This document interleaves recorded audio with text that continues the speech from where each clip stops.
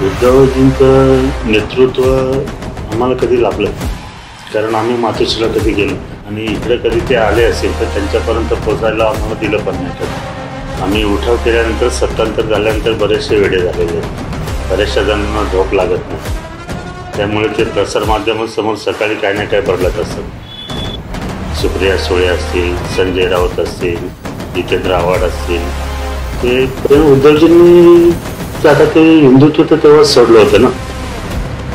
शरीराने चालायचं म्हणून त्यांच्याबरोबर चालायचं, मनाने त्यांच्याबरोबर नव्हतं. आता प्रकाश आंबेडकर वंचित ते त्या औरंगजेबाच्या कबरीवरती माथा टेकायला गेले होते, म्हणजे पाय पडायला गेले होते. आता ते उद्धवजींना पण घेऊन जातील ना कबरीवरती पाय पडायला. ते बाळासाहेबांना अपेक्षित होतं ते हिंदुत्व नाहीच आहे ना, ते हिंदुत्व आम्हीच जपतोय.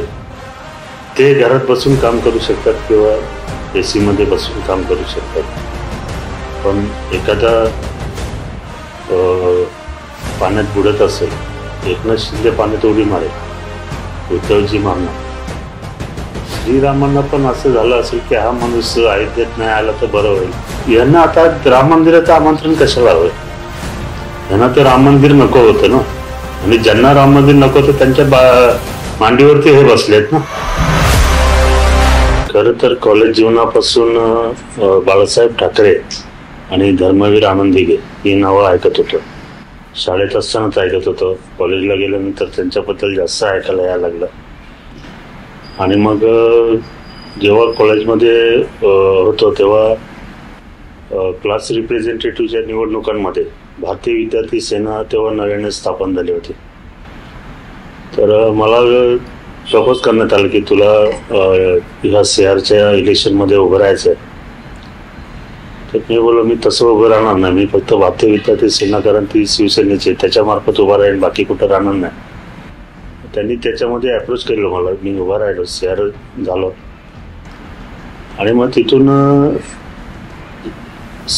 बाळासाहेबांच्या विचारांची छाप अशी माझ्यावर पडली होती. आणि दिघे साहेबांचं कसं होतं ते बोलत नव्हतं, परंतु त्यांच्या चेहऱ्याची जी छाप होती, त्यांचा चेहरा जो होता उग्र असा तेजस्वी चेहरा, तो मनात कुठेतरी साठून गेला, हृदयात कुठेतरी जाम बसला.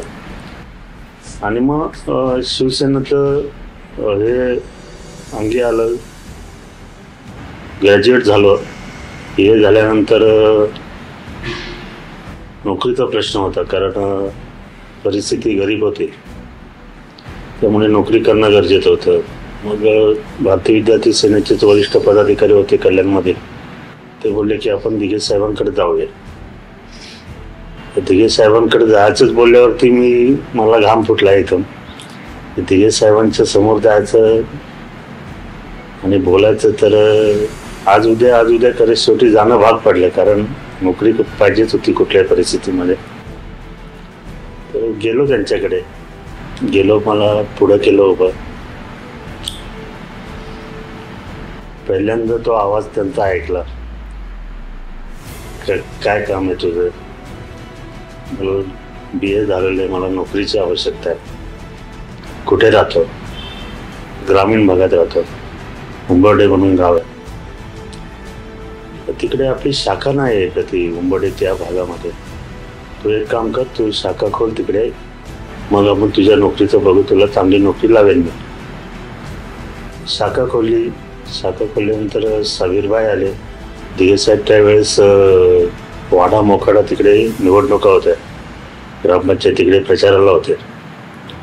सावीरबाई शेख आले, कल्याणची सर्व ज्येष्ठ मंडळी आले, आणि मग शाखा प्रमुखपदी माझी निवड केली. शाखा प्रमुख झाले, मग तिथून एक पायरी चढत इथं आलो. आणि दुसरीच नोकरी, आता ही नोकरीच आहे, कारण जनतेची सेवा करणं हे माझं काम आहे, त्यामुळे ही जनतेची एक प्रकारची नोकरीच करतो मी आता. आणि मग शिवसेनेची त्याच्यानंतर कसं शिवसेना एक वेगळं रसायन आहे. ते रसायन एकदा अंगात गेलं ना की तुम्हाला दुसरं काय सुचत नाही.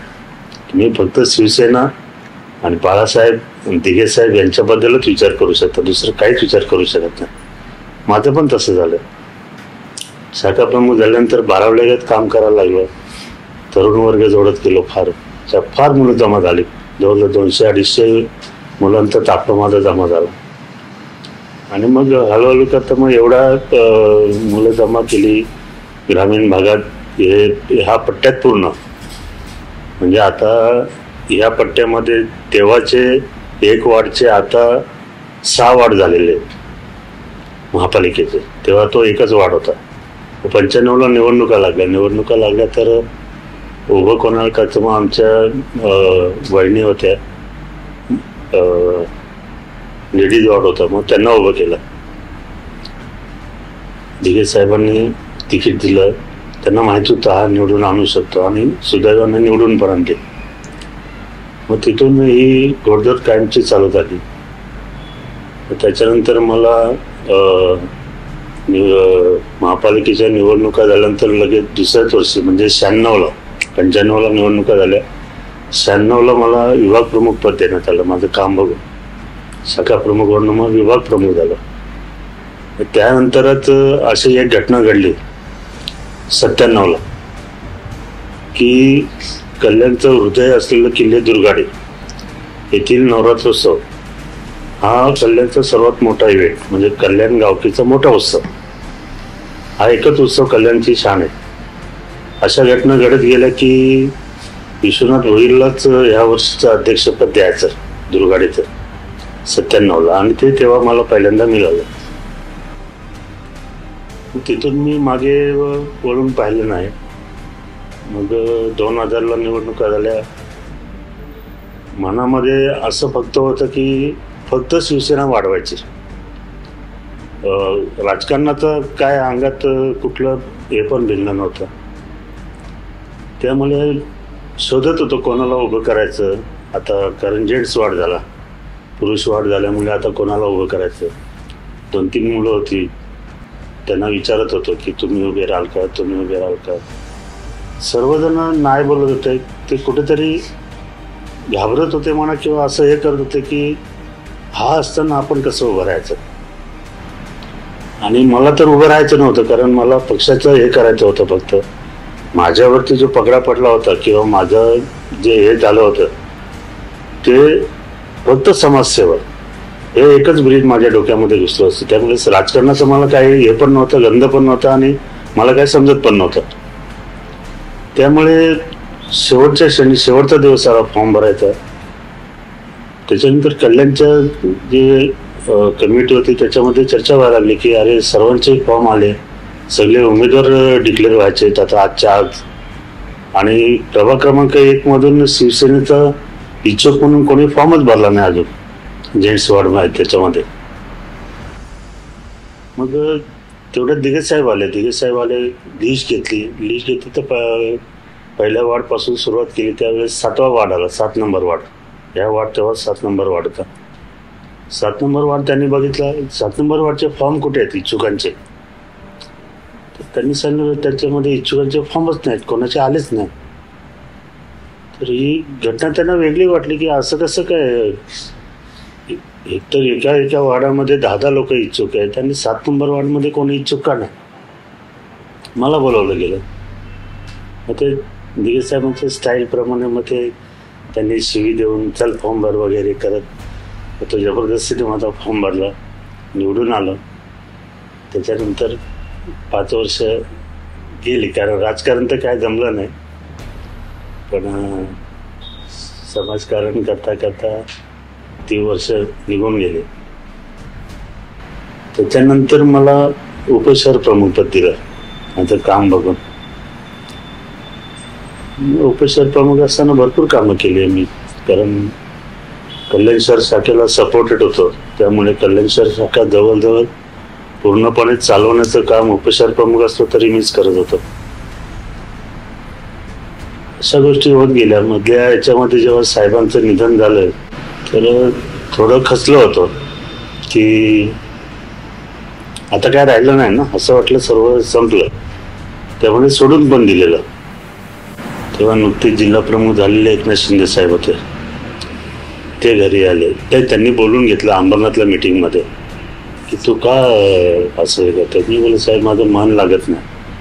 दिघे साहेब गेल्यापासून मी थोडं नर्वस झालं, मला आता काय इच्छा होत नाही.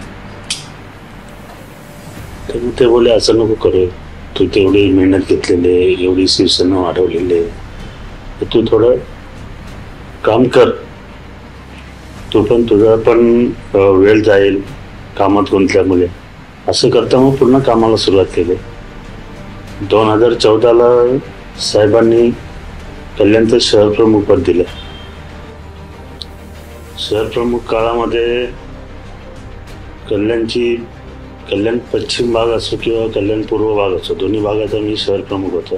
त्या काळामध्ये शिवसेनेच्या सर्वात जास्त सीट आणण्याचा विक्रम सुद्धा हा माझ्या नावावर आहे. कारण मी तेव्हा मला वाटतं 24 सीट पश्चिमचे आणि 16 सीट पूर्व, असं एवढ्या मोठ्या प्रमाणात. त्याच्या आधी शिवसेनेचे कल्याण पूर्व पश्चिम मिळून 24 होते. एवढा वाढवल्यामुळे त्यांना ते कल्पना आली की ह्याच्यामध्ये काहीतरी वेगळं पण आहे किंवा हा काहीतरी वेगळं करू शकतो. मग त्याच्यानंतर 2019ची निवडणुकीमध्ये बरेच इच्छुक होते, जवळजवळ 11 लोक इच्छुक होते.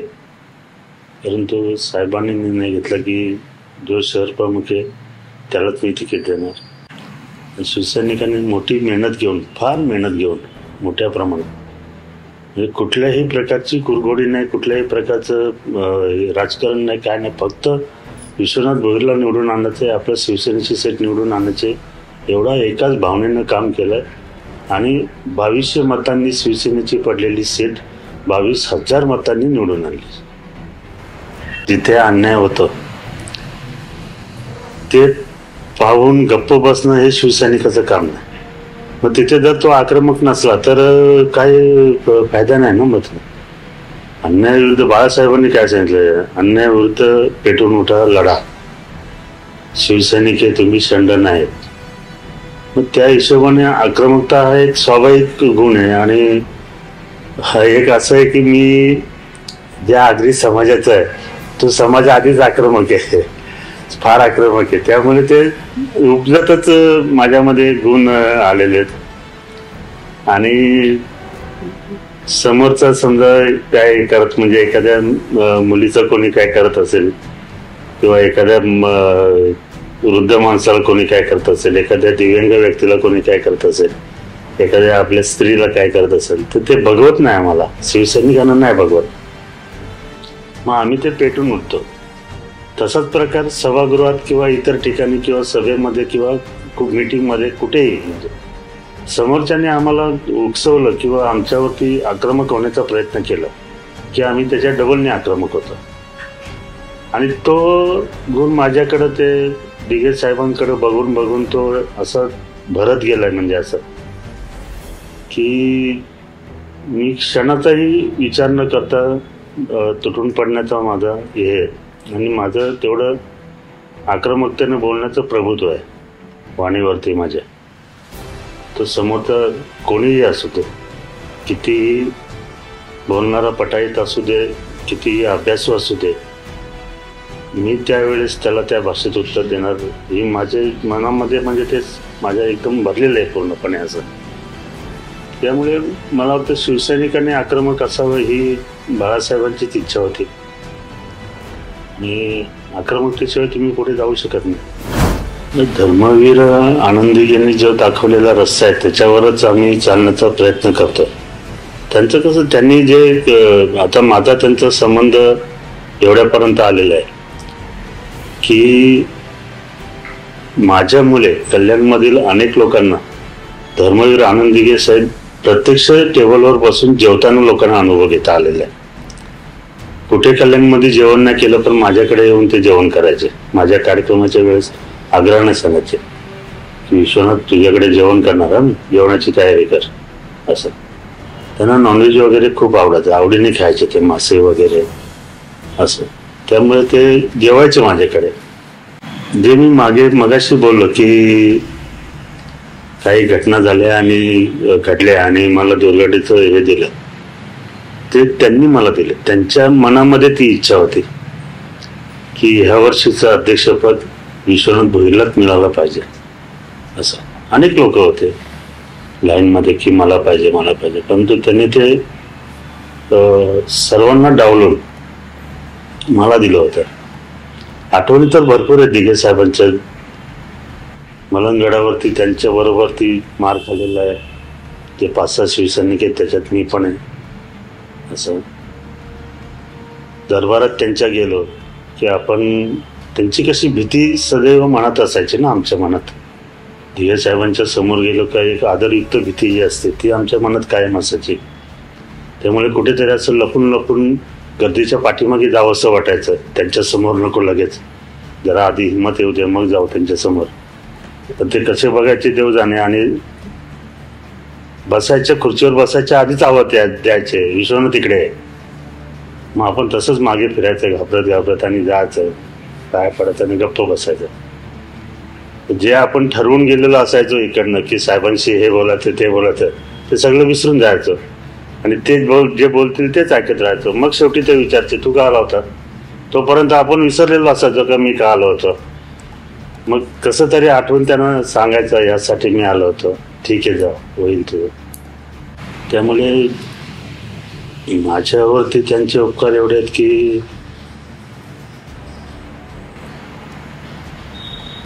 म्हणजे भरपूरच उपकार आहेत. माझा अजून डीपी पण त्यांचाच आहे, कुठला डीपी ठेवत नाही.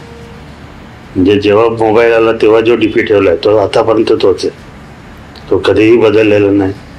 तो डीपी बघून सगळीकडे विचार करतात आणि सगळेजण म्हणजे महाराष्ट्राच्या कानाकोपऱ्यातून मला फोन येतात. हे फेसबुक वगैरे किंवा याच्यावरती असतात ना त्या लोकांचे, ते ह्यासाठी येतात की सर्वजण आता दिघे साहेबांना विसरले. ह्या माणसाचा डीपी अजूनपर्यंत 10 वर्षापूर्वी पण तोच होता, आता पण तोच आहे. मला फोन करतात दिघे साहेबांना ज्यांनी ऐकलेले आहे अशी लोक, आणि मला स्वतःहून विचारतात की तुम्ही दिघे साहेबांबरोबर दिवस काढलेले आहेत, कसे होते साहेब, कसं होतं हे. सांगतो मी त्यांना, फार चांगल्या पद्धतीने सांगतो. दिघे साहेबांबद्दल बोलण्यासारखं भरपूर काय. आपण बोलायला गेलो तर मला वाटतं रात्र पूर्ण होऊन जाईल आपली. एवढं मला म्हणजे मी तरी त्यांच्याबद्दल बोलू शकतो, कारण तेवढ्या प्रमाणात मी त्यांच्या जवळ असलेला व्यक्ती असं. आणि आताच्या याच्यामध्ये आम्ही दिघे साहेबांच्या विचारांना घेऊनच चाललेलो आहे. दिघे साहेब आमच्या मनात हृदयात कायम आहेत आणि ते कायम राहणार, ते कोणी काढू शकत नाही. म्हणजे कसं आहे माहिती का,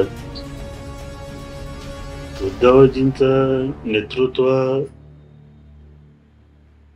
आम्हाला कधी लाभलंच नाही, कारण आम्ही मातोश्रीला कधी गेलो नाही आणि इकडे कधी ते आले असेल तर त्यांच्यापर्यंत पोहोचायला आम्हाला दिलं पण नाही कधी. त्यामुळे आमचं सर्व जे सुखदुःखात आम्हाला साथ देणारे होते ते एकनाथ शिंदे होते. ठाणे जिल्हा पूर्ण मग ते कुठलंही आकस्मिक हे असो, कुठल्याही गोष्टी असो, त्या गोष्टीत प्रथम शिवसैनिकाकडे धावत जाणारा माणूस तो होता. पब्लिकसाठी धावत जाणारा माणूस तो होता. आता जो माणूस आपल्या सुखदुःखात आपल्याला साथ देतो सर्व गोष्टींमध्ये, आता माझ्या मुलाची डेथ झालेली, ते रातोरात धावत आले इकडे लगेच की ठीक आहे माझ्या पण मुलांचं असंच झालेलं आहे, सांभाळतो वगैरे वगैरे. हे धीर देणं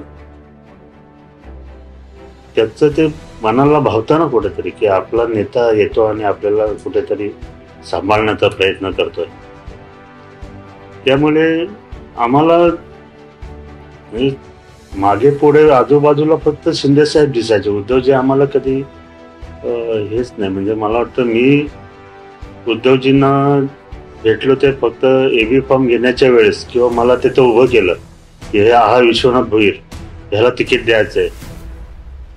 मला वाटतं उद्धवजींनी मला बघायची पण ती पहिली वेळ असू शकते. आधी जर बघितलं असेल 1-2 कार्यक्रमात मी होतो, तर तो हा शहर प्रमुख आहे की ना ते तेवढं त्यांना माहिती पण नसावं, कारण कोणी ओळख करून दिली नाही म्हणजे असं. परंतु त्या 1-2 भेटीशिवाय मी त्यांच्याकडे कधी गेलो पण नाही, काहीच नाही. आणि आमदार झाल्यानंतर जरी काही मीटिंग्स झाल्या असेल तर तिथे बोलताना आम्ही एकनाथ शिंदेशीच बोलायचो. आमचं काय सुखदुःख किंवा आमची जी काय कामं असतील, मतदारसंघातली काय कामं असतील, तर ते आम्ही एकनाथ शिंदेनाच सांगायचो.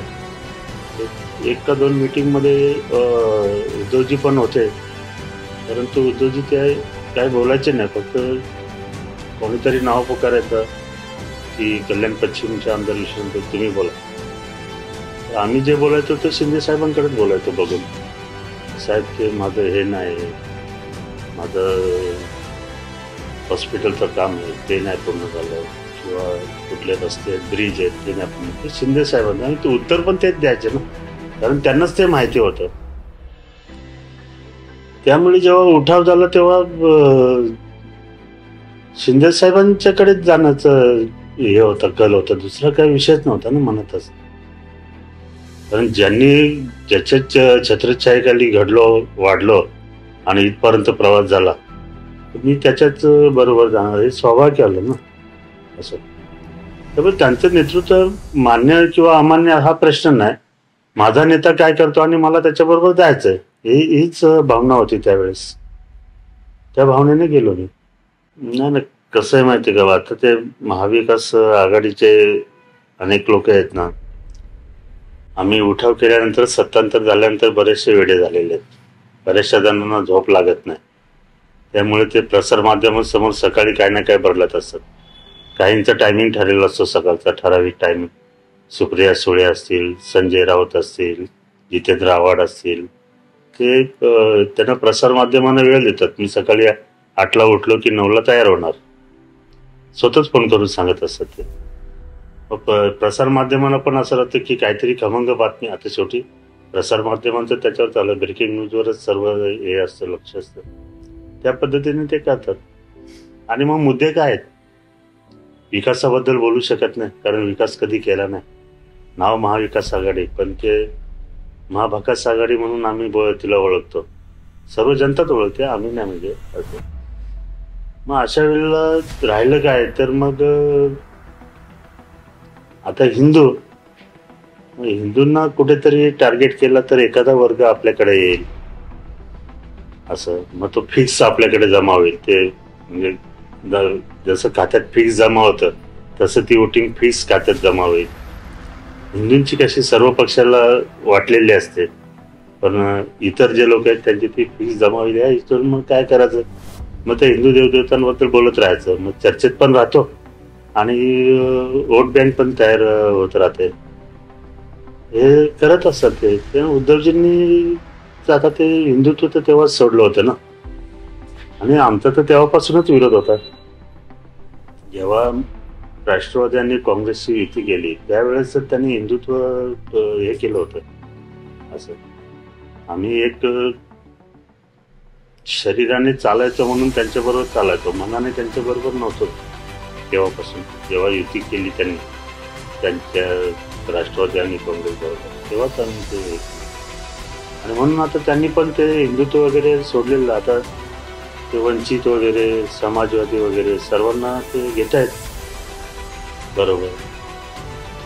का घेत आहेत तर त्यांना माहिती आहे आता संपत चाललेलो आहे आपण, आणि मग आता संपण्याच्या वेळेस काहीतरी हातपाय माणूस मारत असतो ना, जेव्हा बुडत असतो माणूस पाण्यामध्ये वगैरे बुडताना हातपाय मारतो ना आपण, मग तसं ते हातपाय मारतात. मग हाताला एक एक लागतं, त्याच्या वंचित लागतं, समाजवादी लागतं, अनेक आहेत छोटे छोटे छोटे ज्यांनी हिंदुत्वाच्या हिशोबाने बाळासाहेबांना त्रास दिलेला आहे, दिघे साहेबांना त्रास दिलेला आहे, ते सगळे आता उद्धवजींच्या जवळ होत चालले. आता प्रकाश आंबेडकर वंचित ते त्या औरंगजेबाच्या कबरीवरती माथा टेकायला गेले होते, म्हणजे पाया पडायला गेले होते. आता त्यांना घेतलं, मग आता हिंदुत्व कुठे राहिलं. मग आता ते उद्धवजींना पण घेऊन जातील ना कबरीवरती पाया पडायला. इलेक्शन लागले ना की बघा 100% मी गॅरंटी देतो तुम्हाला, ते उद्धवजींना घेऊन कबरीवरती जाणार किंवा आदित्यला तरी नेणार, दोघांपैकी एकाला घेऊन त्या कबरीवरती पाया पडायला जाणार. हिंदुत्व कुठे राहिलं त्यांचं. जे बाळासाहेबांना अपेक्षित होतं ते हिंदुत्व नाहीच आहे ना. ते हिंदुत्व आम्ही जपतोय, आम्ही जपण्याचं काम करतोय ते. त्यामुळे त्यांनाच हिंदुत्व हे बेगडी प्रेम आहे ते. आणि आता भाजप, शिवसेना आणि समजा अजितदादा पवार गट यांच्या महायुतीसमोर आता लढायचं कसं, आपलं अस्तित्व हे करायचं कसं.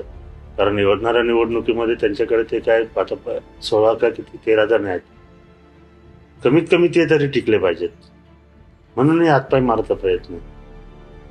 नाहीतर त्यांनी ते हातपाय नाही मारले ना तर ते पण आम्ही आणणार, आम्ही त्या पण जिंकणार. ते मग ते संपण्याच्या पेक्षा मग त्यांना ते समजलंय की आपण आता संपतोय, आपली जी उद्धव ठाकरे गट आहे तो संपत चाललेला आहे आणि थोड्या दिवसांनी पूर्णपणे संपणार. म्हणून ते सर्वांना जमा करतायत. पण त्याच्यामध्ये हिंदुत्व त्यांनी बाजूला ठेवलेलं आहे. हिंदुत्वाचं आणि उद्धवजींचा आता काही संबंध नाही. भरपूरच फरक आहे. एकनाथजी शिंदे साहेब आहेत ना, हे एक आक्रमक नेतृत्व आहे. ते कोणालाही हवं असं वाटतंय, हे काम करायचंय करणार, करायचं आपल्याला. तसं त्यांचं नाही, ते उलट येतं. मिळमिळीत धोरण आणि आक्रमक धोरण याच्यामध्ये कोणीही अगदी लहान मुलाला पण जरी हे केलं तरी तो सांगणार की नाही मी तर हे करणार म्हणजे करणार, ठामपणे सांगतो माणूस. आणि त्यामुळे आणि सर्वात महत्वाचं, एकनाथ शिंदे साहेब मुख्यमंत्री आहेत, आमच्या पक्षाचे नेते आहेत शिवसेनेचे, तरी पण अजून कार्यकर्ता समजून काम करतात. ही त्यांची भूमिका, ही उद्धवजींना जमणारी नाही. ती जमेची बाजू आहे एकनाथ शिंदेची. ते घरात बसून काम करू शकतात किंवा एसी मध्ये बसून काम करू शकतात, पण एखादा पाण्यात बुडत असेल, एकनाथ शिंदे पाण्यात उडी मारेल, उद्धवजी मारणार. एक सांगायचं उदाहरण द्यायचं. त्यामुळे एवढं आक्रमक नेतृत्व आणि ते 24 तास असतात, ते 24 तासच काम करताना मला तरी दिसतात. कारण ते झोपतात कधी आणि उठतात कधी ते कोणालाच माहिती नाही. आम्ही त्यांना रिक्वेस्ट केली का एवढं काम करून नका, थोडं विश्रांती घ्या, परंतु ते मानत नाहीत. ते उद्धवजींना नाही. उद्धवजी जास्तीत जास्त 7 वाजेपर्यंत जागे राहू शकतात संध्याकाळी. त्याच्यानंतर त्यांना 8-9ला झोपणे. नंतर सकाळी कधी उठतात त्यांचं शेड्यूल पण आपल्याला माहिती नाही, कारण माझा त्यांचा जास्त संबंध पण आला. पण ते रात्री 4ला झोपून किंवा 5ला झोपून सकाळी पुन्हा 8ला बाहेर पडणं, ही गोष्ट मला नाही वाटत त्यांच्याकडनं शक्य होईल. हे एकनाथ शिंदेच करू शकतात, त्यांच्याशिवाय दुसरं कोणी नाही करू शकत. त्यामुळे अनेक गोष्टी आहेत ज्याच्यामध्ये एकनाथ शिंदे हे नंबर 1 आहेत आणि नंबर 1च आहेत. त्यामुळेच तर आम्ही त्यांच्या बरोबर आहेत.